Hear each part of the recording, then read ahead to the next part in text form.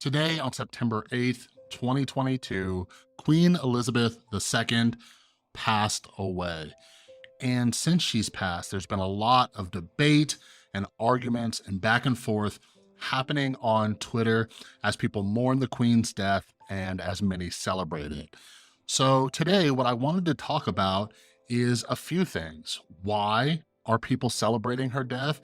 And some of the ethical and moral questions around this type of behavior after someone passes away.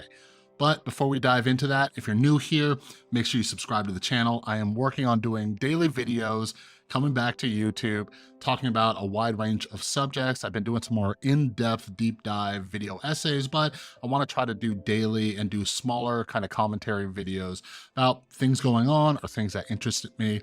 I'm really fascinated in human behavior as well as morality. So that's what we're talking about today. And for all of you who are subscribers, welcome back. Those of you who haven't noticed or you haven't been around, I'm testing out this kind of voiceover type video. Let me know down in the comments if it's something you like, you hate. I'm just looking for feedback so I know what direction to take the channel. All right.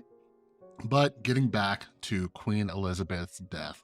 So today we're seeing a lot of tweets like this, where this one from a woman named Rachel says, "I'm really enjoying unfollowing all the people who seem to be delighting in a woman's death and her family's and nation's pain.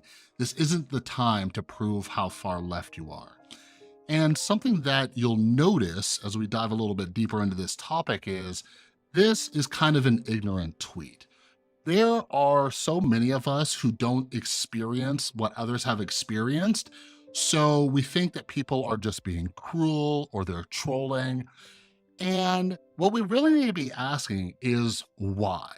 It's really easy to reduce this down to people just being terrible, awful, evil people, right? But I believe we need to take a step back and ask ourselves, why are people reacting this way? Why are there people celebrating something as tragic as a death, right? When we look at it like that, when we do a little bit of research, when we start asking the right questions, we start to uncover things that we never knew because they never affected us.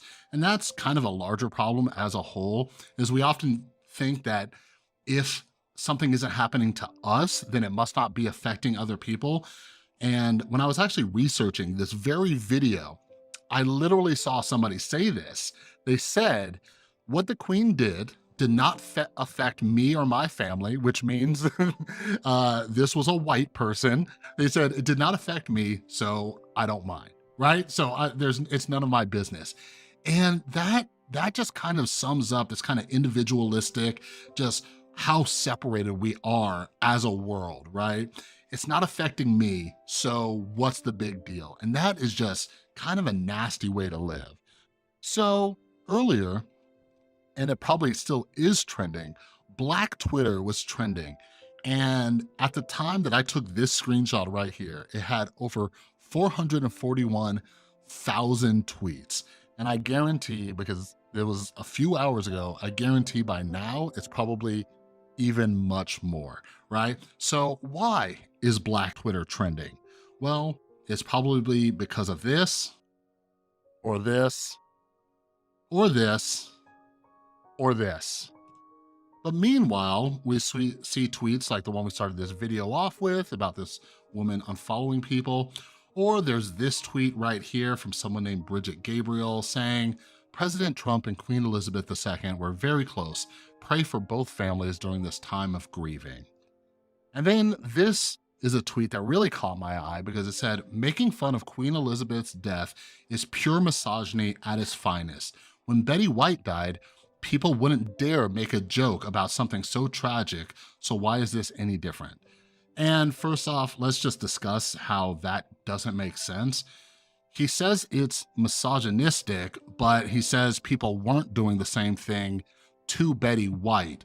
So if Betty White was a man, that would make sense based on the way he started this, but he ended in a much different way. So it's kind of nonsensical, but I think this reply to this man's tweet makes a lot of sense and it helps kind of explain a few things.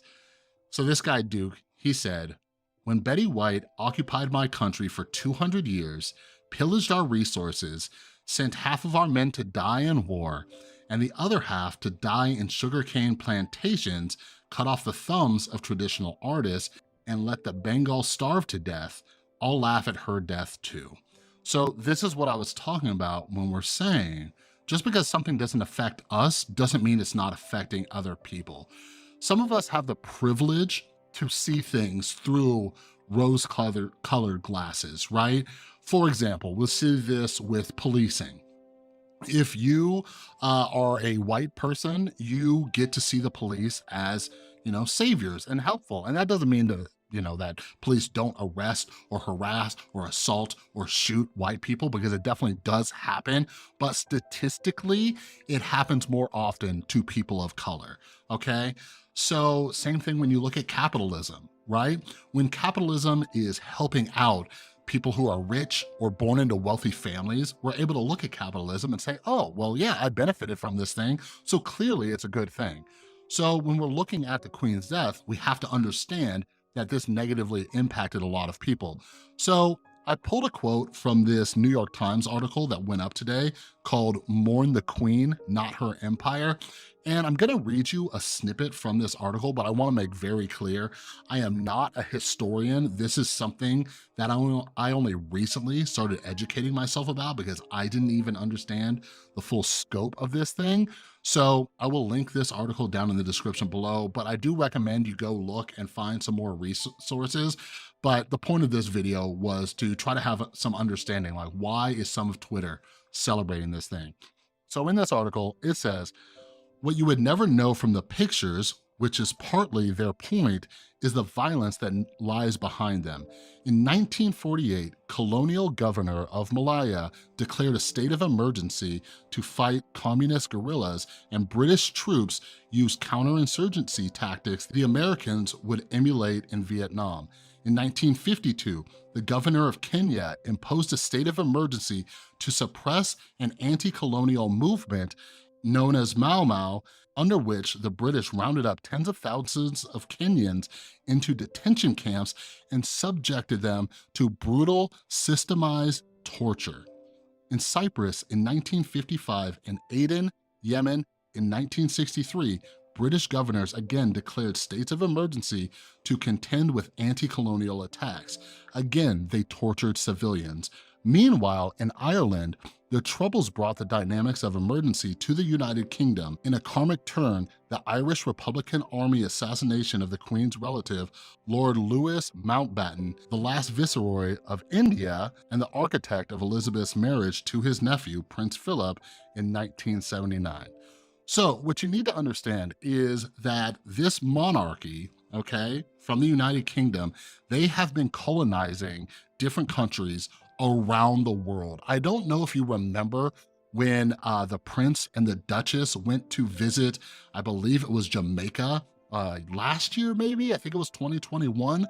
But they went there like, oh, we're celebrities and we're loved by all because it's under British rule. And they got treated like garbage, and it got really awkward. There was a few really cringy moments, but you need to understand that not only have they colonized these nations, but as that New York Times article said, there has been brutal atrocities that happened under the Queen's rule. And while researching this, I saw some people saying it's unknown how much the Queen actually knew about. But the thing is, when you are ruling over these countries as a Commonwealth, it's part of your duty to know what's going on. So again, when we're asking ourselves why is Black Twitter celebrating all this? We need to say, okay, well, they have some reason to feel a certain type of way towards the Queen. So my final question is it ethical? Is it morally okay to celebrate the death of somebody? So personally, I don't believe in celebrating death, right? Like every life has some kind of value. I'm a person that believes in forgiveness and that people can change. Whereas, somebody who's 96 years old, like Queen Elizabeth was she going to change? Her time was running out, you know what I mean? But I try not to do that. But I do understand when people do feel that way. And I think it's important too, because I've seen a lot of moral hypocrisy on Twitter today, where there are people who celebrated these tragedies over here, but then they say, oh, you're morally out of line over here. There's a lot of flip-flopping on this, and there's a lot of people who struggle to have moral consistency.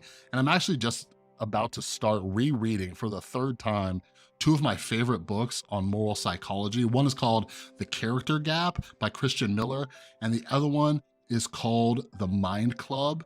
And this is by, God, I can't remember his name, but I'll put the book up on the screen. Kurt Gray, that's who it is. I actually interviewed him for the podcast. I interviewed both of them, but I love both of these because it really helps us understand why people's morals switch like that. But again, like I said, we need to be asking why. Why are people on Black Twitter celebrating, cracking jokes, and all these other things?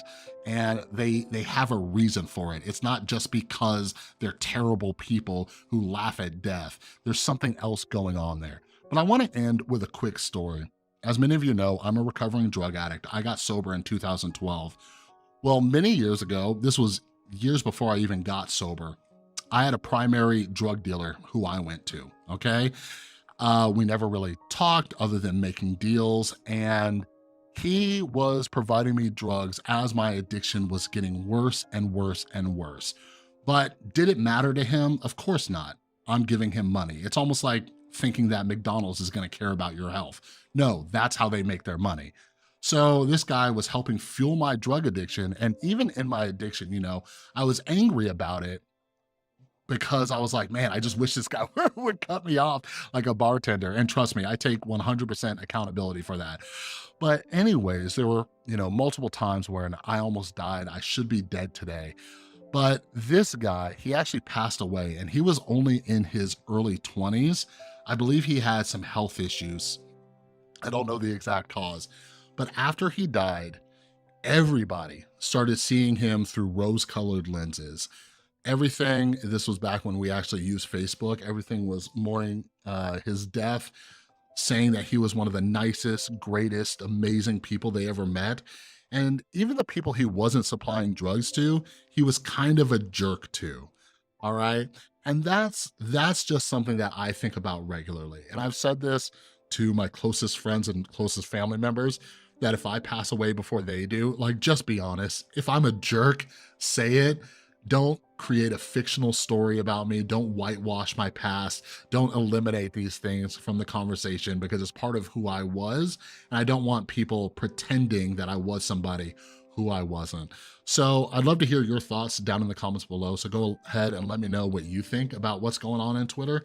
And yeah, again, if you're new here, make sure you subscribe, ring that notification bell. And if you're coming back, you're already a subscriber, awesome. Thanks for coming. Thanks for hanging out for the whole video. And for all of you, if you're not yet, make sure you follow me over on Instagram and Twitter at The Rewired Soul. I love chatting with all of you. I love getting book recommendations too. That's awesome. I give you guys some, you give me some, we all win. All right, but anyways, that's all I got for this video. Have an amazing rest of your day, and I'll see you next time.